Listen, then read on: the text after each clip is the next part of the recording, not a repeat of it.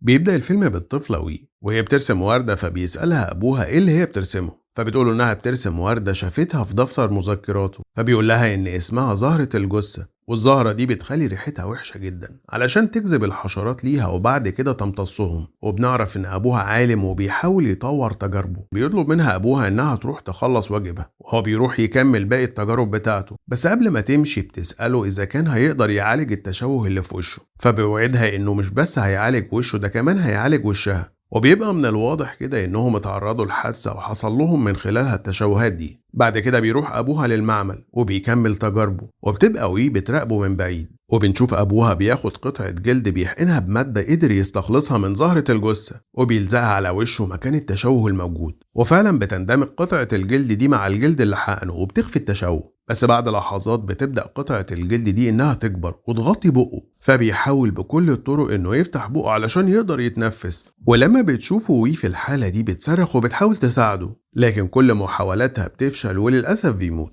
ومن الوقت ده بقت تحب إنها تشوف كل حاجة على أكمل وجه وما فيهاش أي نقص. وبعد شوية بتسمع صاحبة السكن وهي بتتصل بعمتها وبتقول لها إنها لازم تاخدها لأنها مش هتقدر تتحمل مسؤوليتها. ده غير كمان إن الكل بيخاف منها ومن تصرفاتها لأنها غريبة الأطوار. وعلى طول بتجهز شنطتها وبتاخد معاها مذكرة أبوها اللي كان كاتب فيها الأبحاث بتاعته. وفعلا عمتها بتبعت تاخدها وبتقابلها في المطار، وبيبقى واضح جدا إنها فرحانة بيها، وبتقول لها إنها لازم تبقى عالمة زي أبوها، وبتكون مبسوطة إن المنحة بتاعة الجامعة اتقبلت واللي هتدرس فيها العلوم زي أبوها. وبيوصلوا لبيت عمتها اللي عايشة فيه هي وبنتها أنجلا بعد ما سابهم أبوهم، وبقت شغالة في مواد التجميل علشان تقدر تغطي مصاريفها هي وبنتها. وأول ما بيوصلوا بيشوفوا جارتهم العجوزة شيريل اللي بيبقى من الواضح إنها ما بتتكلمش مع حد. ولما بتقابل بنت عمتها أنجلا بيبقى باين جدا إنها مش مرحبة بوجودها وبتقابلها مقابلة باردة. وبعد ما بتاخدها عمتها على الأوضة بتاعتها بتناديها أنجلا علشان تتغدى معاهم، وبيجي لها اتصال من أبوها فبتروح أوضتها تكلمه.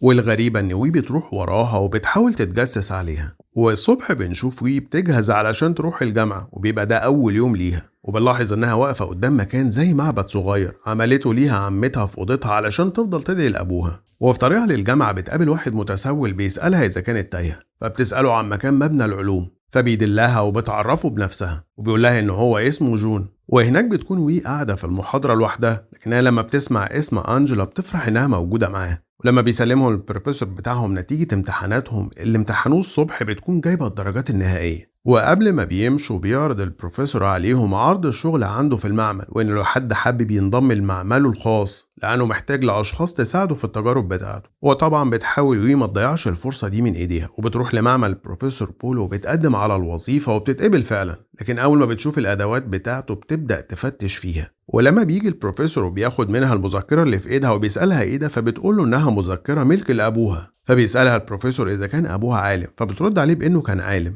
وبيكتشف انها دلوقتي هي اللي تملك المذكرة، وعلشان كده بيوافق انها تشتغل معاه في المعمل وتقدر تعمل التجارب بتاعتها هناك. وفي بيت عمتها بنلاقي أنجلا بتعزم صاحبتها إيف وتشيس. لما بيشوفوا صورة أبو بيلاحظوا التشوه اللي موجود عنده فبيستغربوا. وبتقول لهم أنجلا إن عندها نفس التشوه في رقبتها، فبتقول لها إيف علشان كده مغطية رقبتها على طول بشال. تاخدهم أنجلا لأوضة لكن تشيس بتطلب منهم إنهم يخرجوا من أوضتها، وأول ما بتوصل بيخضوها الأول، وبعدها بتعرفهم أنجلا بصاحبتها إيف وتشيس. أما البروفيسور بول فبنلاقيه بيعمل سيرش على أبو اللي الظاهر كده إنه لفت انتباهه أبحاثه اللي عاملها والأفكار اللي في المذكرة، وبيكتشف إنه عالم وباحث في نفس المجال اللي هو مهتم بيه. وبتبقى واقفة من بعيد بتراقب أنجلا وصاحبتها وبتحاول تقلد كل كلامهم وحركاتهم، وفي الآخر بتروح تعزمهم على نفس الأكلة اللي كان بيحبها أبوها، فبيعتذروا لها على اللي حصل لأبوها وبيوافقوا إنهم يروحوا معاها. وبيبقى واضح إن أنجلا غيرانة وخايفة إن تسرق صاحبتها منها. لكن لما بيروحوا للمطعم ما بيعجبهمش الأكل، وبتقوم أنجلا هي وإيف علشان يمشوا. أما تشيس فبتقعد شوية وبعد كده بتقوم هي كمان تمشي. في نفس اللحظة دي بتلاقي عربية البروفيسور بول بتمر من قدامها وبيناديها، وبيقول لها وهو بيوصلها إنه هيشرف على أبحاثها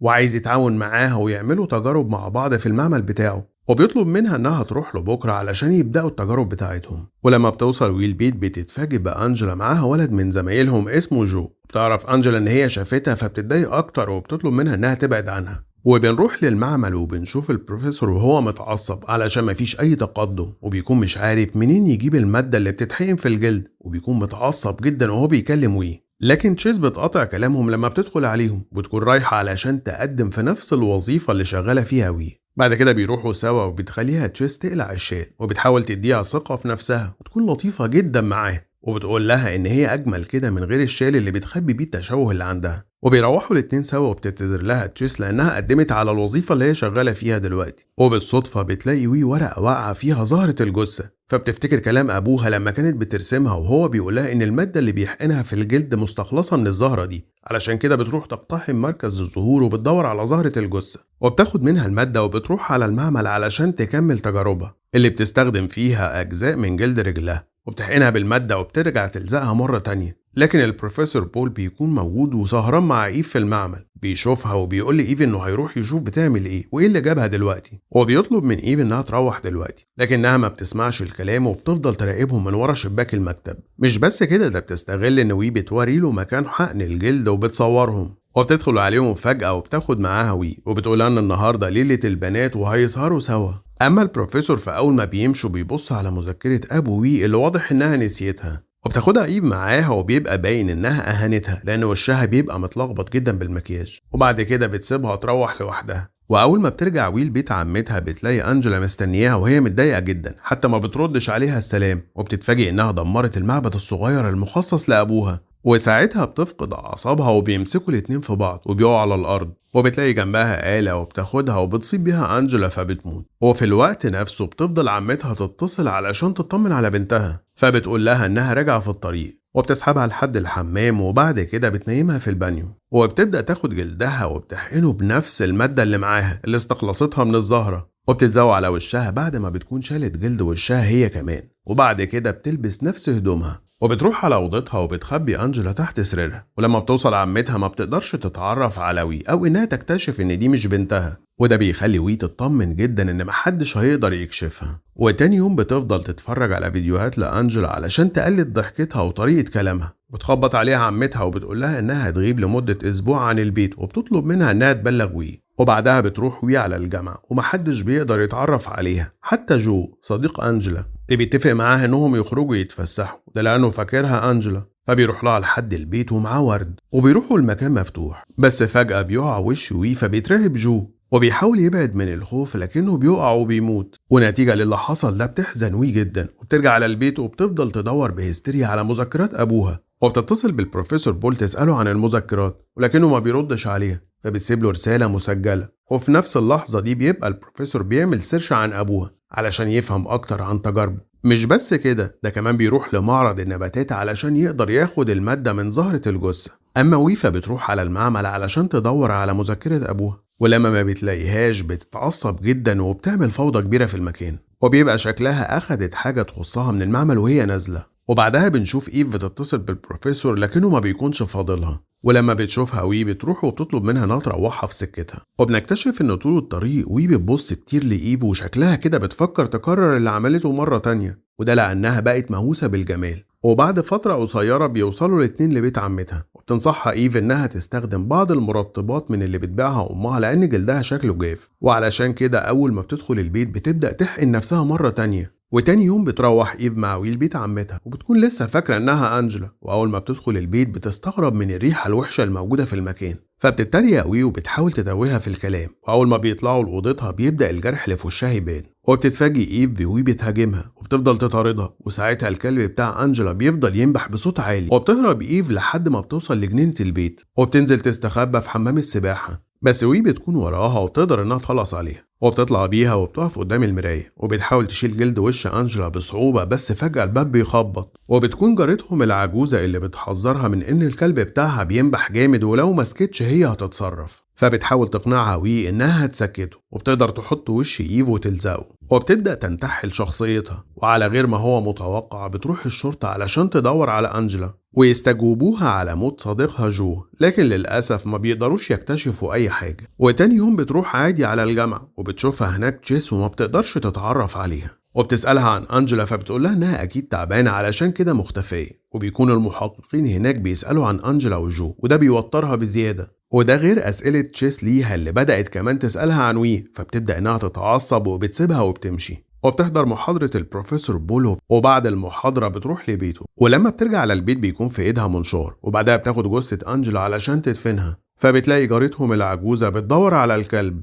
وفجأة بتلاقي قدامها إيف، فبتشتكي لها من صوت الكلب وإهمال أنجلا، فبتوعدها إنها هتسكته، وبترجع تاني علشان تدفن الجثة. ولما بترجع البيت بتلاقي كمية رسائل كتيرة على تليفونات أنجلا وإيف، وحتى تليفونها هي شخصيا، فبتبدأ ترد على كل الرسائل وبتطمنهم إنهم طلعوا رحلة. ولما بتلاقي وي صورتها مع البروفيسور بول على تليفون إيف بتبعتها للجامعة كلها. والمفاجأة إن البروفيسور بول بيقدر يكمل تجاربه وبينجح فيها، وي بتكون في البيت متوترة جدا، وبرضه بيكون صوت الكلب عالي. وتاني يوم بتروح لبول البيت، ولما بتلاقي المصل بتاخده وبتكون عايزة تمشي بسرعة، وبيكتشف بول سرقتها للمصل، وبترجع البيت وبتخلع جلد إيف من على وشها علشان تبتدي تعالج نفسها. وبتجرب المصل على رجليها الأول، لكن بتقطعها تشيس لما بتروح عندها، اللي في الأول بتحاول تحتويها، لكن لما بتفتح التلاجة وبتلاقي جثة إيف بتصرخ، فبتضطر وي إنها تتخلص منها. وبالليل بيروح بول لبيت أنجلا علشان يشوف وي، وبيسألها عن مكان إيف وكمان مكان المصل، فبتقوله إنه في التلاجة. وأول ما بيفتحها بيتفاجئ بجثة وي، وهي بتصيبه وبتفضل بعدها ترقص، وكمان بتحقنه بنفس المصل اللي موت أبوها. لكن فجأة بتيجي جارتها العجوزة وبتشوف اللي بيحصل، فبتطلع تجري وبتصرخ، فبتهرب وي من المكان بسرعة وبتسيب البروفيسور في الحالة اللي هو فيها دي، وبتطاردها الشرطة لحد ما بتوصل وي عند جو، وتتكسر إزازة المصل وبيندمج جلدها مع جلد جو،